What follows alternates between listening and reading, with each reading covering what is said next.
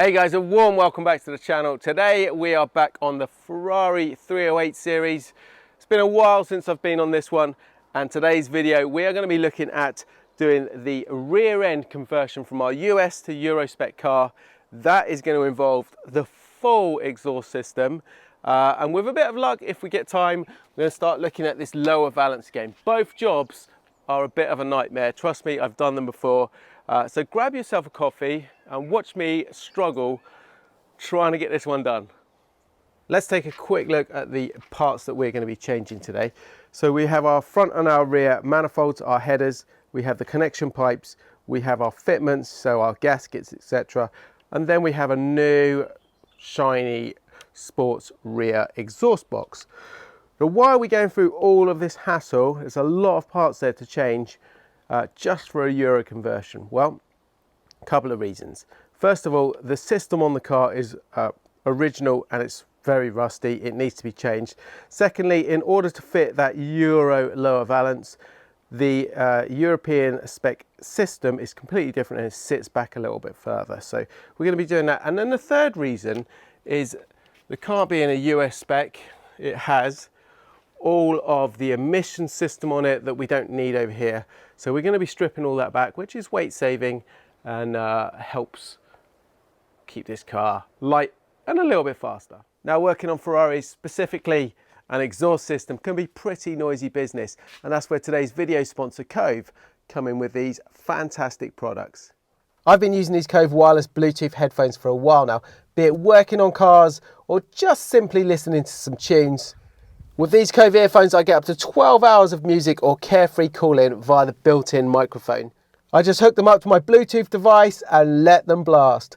There's up to 200 hours of battery standby time on these, and on the rare occasion you do need to top them up, it's very convenient. You just hook them up to a USB device and recharge the inbuilt rechargeable battery. A couple of the features I personally like are these memory foam ear cushions.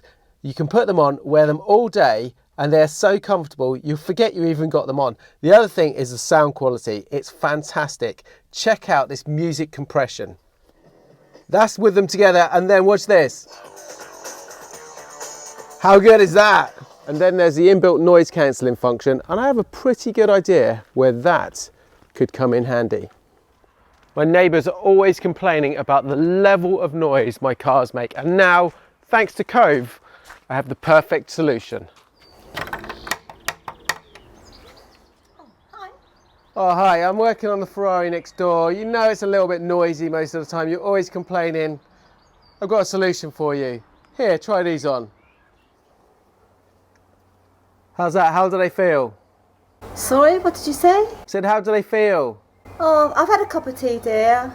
Yep, the noise cancelling feature is definitely working. The best part is the price. These are one of the most affordable over-ear headphones out there, and Cove have hooked you guys up with a fantastic deal. By going to coveaudio.com/SR60, you can save over an incredible 60%.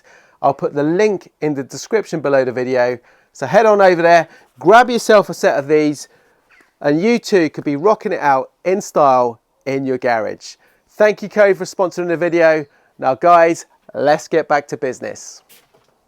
We've got the car up in the air on the axle stand here. I've just started to put a bit of penetrating fluid all over the bolts that need to come out of the back here. We're going to start by removing the back box and just work our way forward.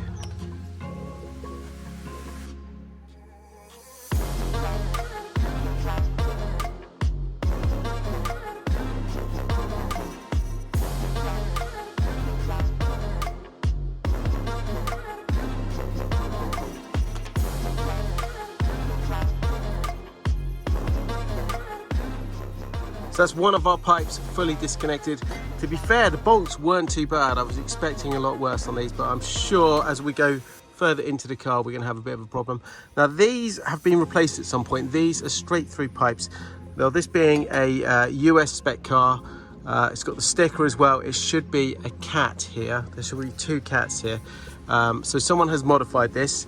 Anyway, they're coming off. The next bit we need to do is just remove the thermocouple there, and then that's one of many out the way. This thing,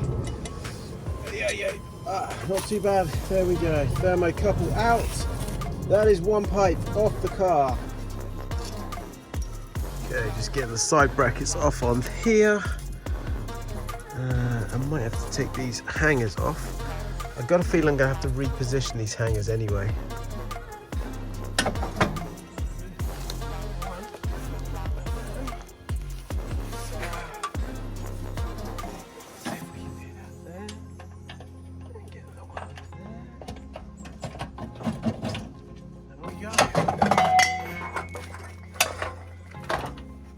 Okay, so that is our rear box off. We've got our 2 cat replacement pipes, the straight through pipes that have been created.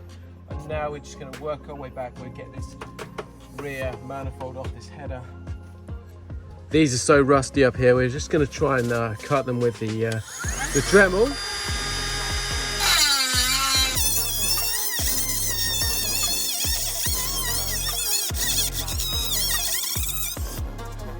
I'll cut through all 3 of those bolts. Let's see if we can get this thing to come off.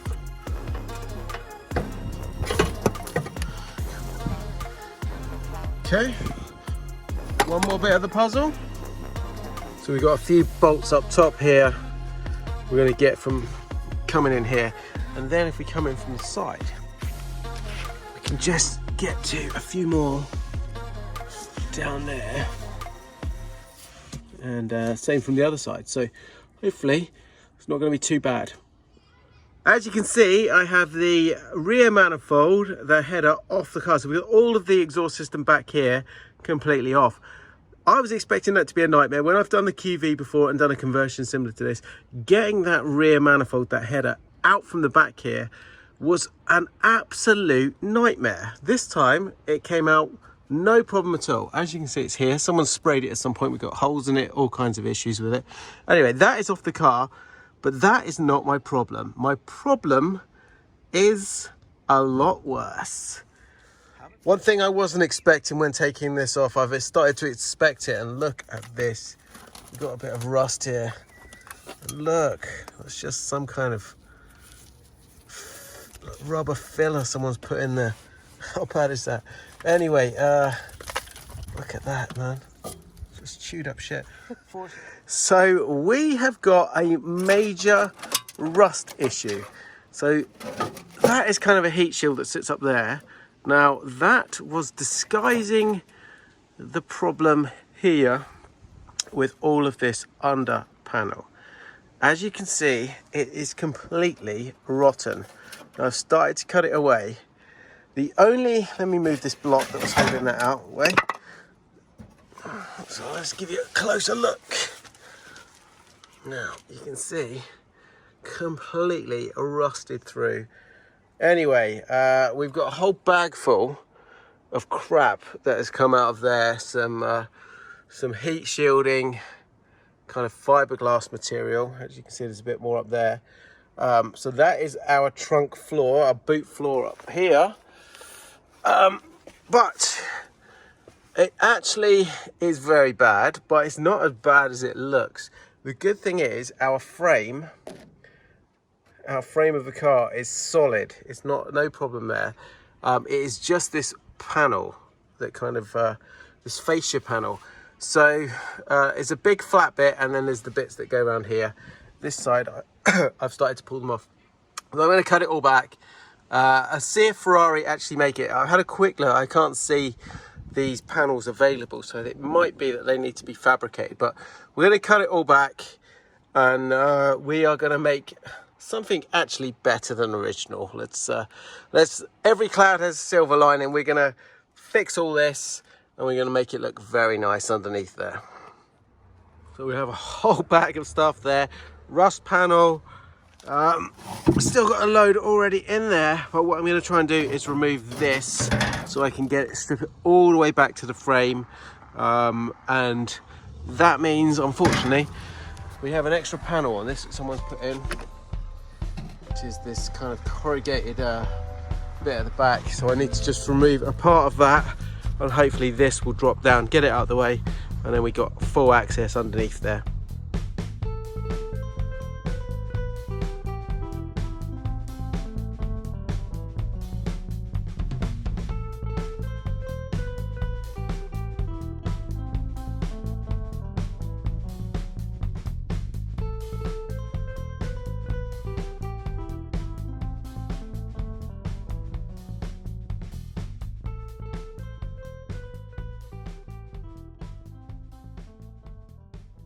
Okay, so we've hit a bit of a problem, a pretty substantial disaster if I'm honest. I really was not expecting to see that level of rust, like literally flaky panels falling apart in my hands underneath there. I expected a little bit of surface rust with the history of the car, but like I say, that is a bit of a setback for me. So I've cut it all back. I'm going to show you now how bad it is, and then we'll figure out a solution on this one. Most of that rotten, rusty panel is now cut out. You can see all of the frame is exposed here, and it's not so bad. The frame is good. This one's solid. That one needs a little bit of repair work, as does this one here. Just a tiny little patch. All of the rest is good. This is all okay. And I've cut it back. You can just see here, it needs to be ground back a little bit further. We've gone back to good metal though. That one completely gone. There's a couple of little bits I need to remove. And I've left this part of the panel just in case we need to create and fabricate the part myself. My major concern here is obviously with the car being a 1983 Ferrari, and getting hold of panels like this are hit and miss. Most of the time you're going to have to create them. This is something that is not common, so the chances of Ferrari stocking something like this, like I say, I don't hold much hope. Yes, it's a disaster, but it is not the end of the world. So we're going to move on and do what I can today. So we're going to remove the rest of the exhaust system here.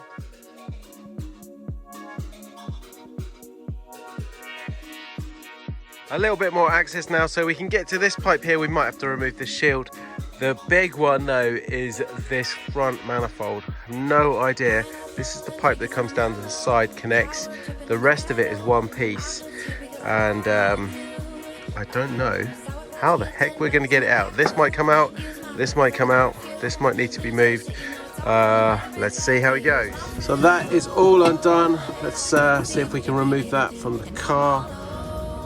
Old donut there, and then it's just that last one bit, which is going to be, I saved the best till last. It's going to be a tricky one. This really is proving to be one of those jobs that is I won't swear. Anyway, tank is halfway out. All the pipes are disconnected, all the fuel is drained, and we're going to try and get that one out now. The weather again is not playing ball. It's decided to pour down with rain. But I am not going to let it beat me. I don't care what happens with the weather. This is coming out. Hopefully by getting the tank out, it gives me enough access to mainly the bolts on that manifold, really. Tank's all out. We've just disconnected the alternator. I'm just going to remove the cables for this, and then that's going to come out. And as you can see, I've got a torch up the back. We've got a bit more access, so hopefully it's enough to remove this. We're loosened off the water pipe here as well, and then with a bit of luck we'll be able to get to all those bolts and get it out. We finally did it. What a pig of a job that was. Oh, I do not want to have to do that again, and that is just getting it out. I've got to get the other one back in yet. Anyway, we managed to do it without removing the engine. So while I have all the access back here, not a lot, but a lot more than usual, I'm going to just take the opportunity and just degrease everything and give it a good old clean up. Let's give this rear engine a good old clean up as well while we've got access. Get all the grime off. See if we can make it look any better.